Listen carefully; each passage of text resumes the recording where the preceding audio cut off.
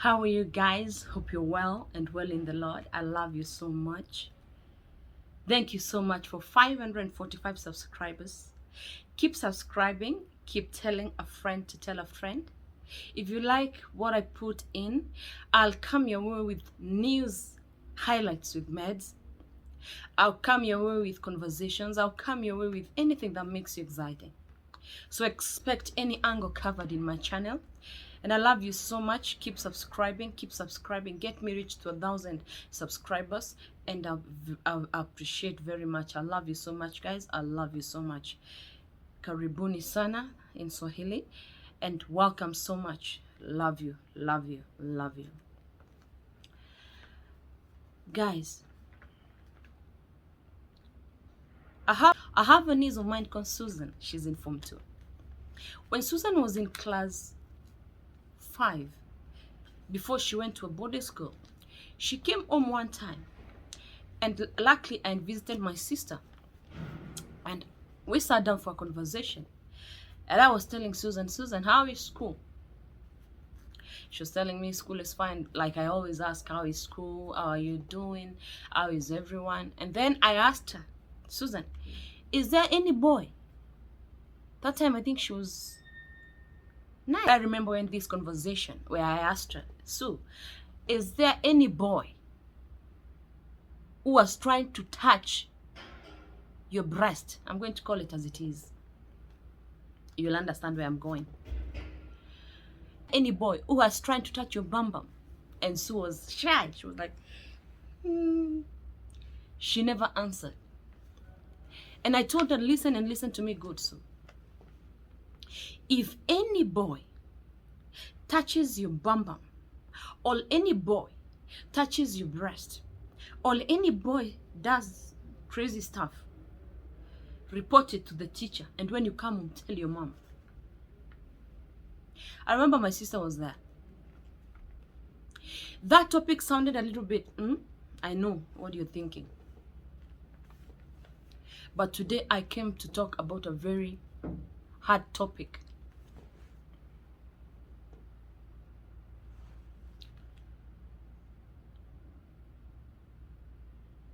I'm not an expert in anything, don't get me wrong, but I comment from experiences that I see and have come across. Today, teenage pregnancies are at 18%. About 1 in every 5 teenage girls between the age of 15 to 19 years is pregnant. 3% among girls aged 15 and 40% among girls aged 19. About 1 in every 5 teenage girls between the age of 15 to 19. 3% among those girls are aged 15 and 40% among those girls are aged 19. Get pregnant every year. And the youngest mother we have in this country is 10 years old. From Uasin Gishu. You may wonder, where is Medrin going with this? Whether born again or not born again, it is important for us as parents to talk to our children about sex. How? Meds, you're becoming something else. Yes. Me are being taught from Sunday school that I should abstain, which I don't negotiate about, because that is what is taught in churches. But if all of us who go to church and who go to Sunday school are taught to abstain, why do we have the youngest mother at 10? What am I saying? What I'm saying is, it is the early time we called sex, not that thing.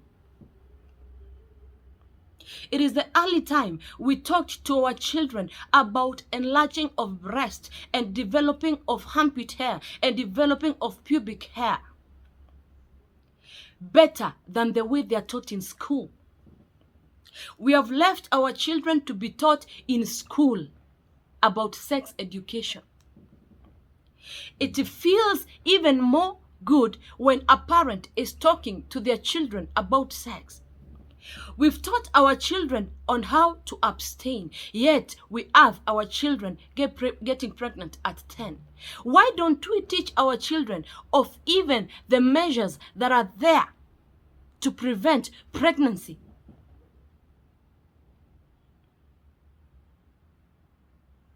Aye, what are you saying? I'm of the school of thought that it is important for us as parents to educate our children on. It is of importance for us as parents to teach our children of methods that prevent pregnancy. Someone may say, but that is going to encourage children to continue doing immoral things. Okay, we are not teaching them where the pregnancy is coming from. Yes, we will teach them to abstain as it is written in the scriptures.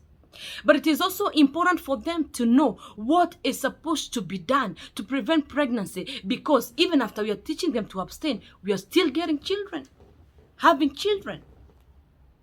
So what does that mean? It means that we are shying off from telling our children, you should use protection before, when you're having sex, you should prevent sex, or you should prevent pregnancy with these measures, 1, 2, 3.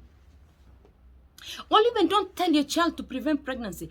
Tell your child, these are the things that makes sure that you don't get pregnant. I know it's a hard gospel, but let me tell you. We've hidden this information from our children and let them study in school. We've preached the gospel of abstinence, abstinence, abstinence, abstinence. But our children, very young children, I'm not talking of to get pregnant, 18 plus. But when a 10-year-old, 12-year-old comes up, bring a baby to you as a parent, because you're not able to tell her that if you find yourself in this position, kindly use this and this and this. We've left it to the syllabus in school that teaches sex education. Actually, it's not even sex education, it's biology, or it's a community, I don't know what you call it, that comes and tells children you should abstain, and then teaches, I don't know what I'm saying, you should let your children know the preventative measures of everything, pregnancy, of everything. Because at the end of the day, what is happening? Look at the records you're registering. Simply because we are shying off from teaching our children sex education. I'm not an expert on anything, like I said, but I came to tell you, parents, stop telling children iyo kitu. Ama watoto wanatolewa kwa mto, or children are got from the river. It is the early time you call a spade and not a big spoon. Because unless we face that reality, we will register these numbers. Tell your children, if you find yourself compromised, so long as it is not rape and you're willingly doing it, these are the things you should do. 1, 2, 3.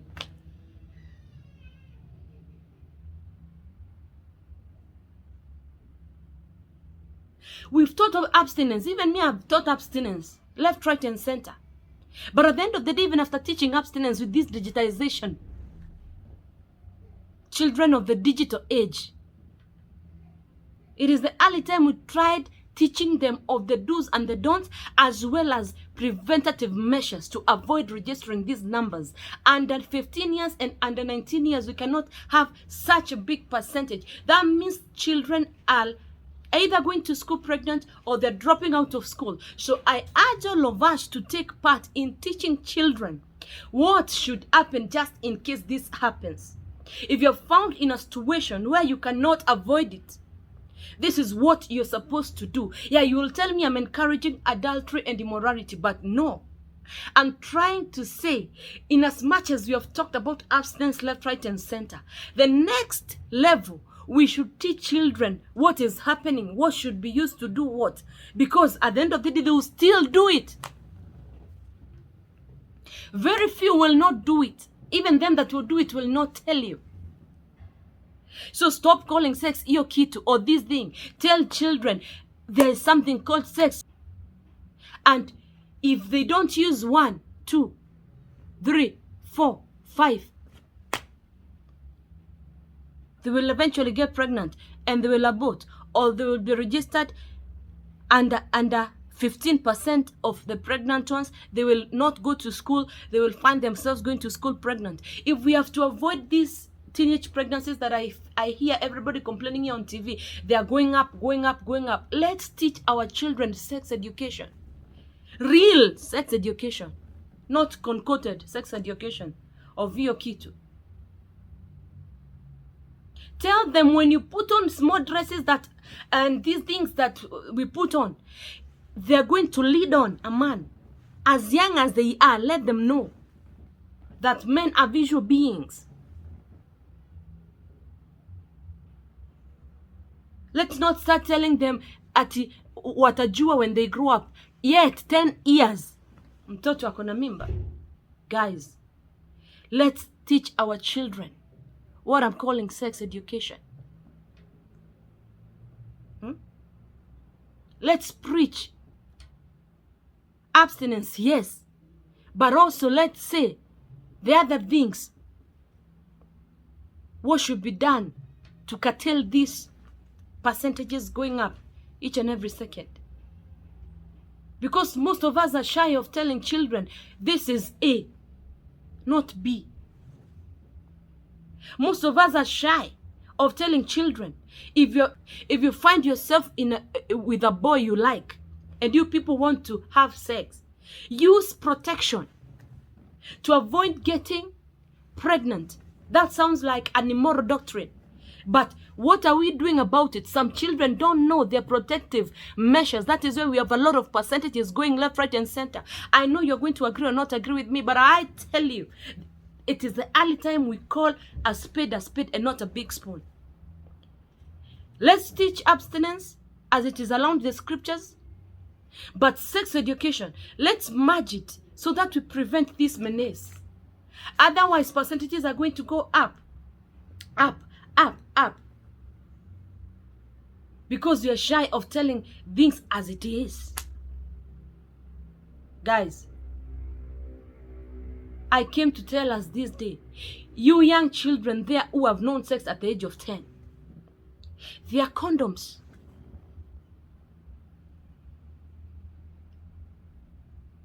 Don't trust too much. Because when you're being sweet talked and sweet folded, you trust without thinking. And then what happens? At 11 years you have a baby, and your baby, the baggage is you as a parent who refuse to tell your baby you can use a condom to prevent sex because you expect her to abstain. But abstinence, yes, it's there and it's number one. But at the end of the day, our children are trusting too much then. So tell them, if you end up trusting too much, don't just do it naked. Try and get a preventative thing. And mostly a condom. Not medicine, not injections, not all those things. No. Let's teach sex education as it is. Otherwise, we'll always be crying. Percentages of children pregnancies going up. And we are the cause. Because tonight, this thing, what is this thing? Call it sex. And say for you to prevent, not coming with a condom and telling you, see this thing. No, call it as it is. Otherwise, these percentages will never go down. Don't come for me. But today I said it, I'm going to nail it as it is. Meds, zero. Teach your children about sex. Not that thing done by mature people. Yet we have children at 10 years being pregnant. It's the early time. I love you so much. I'll continue sharing more. God bless you. And as always, Meds loves you so much. Bye. Subscribe and get me to 1,000. 1,000. Love you.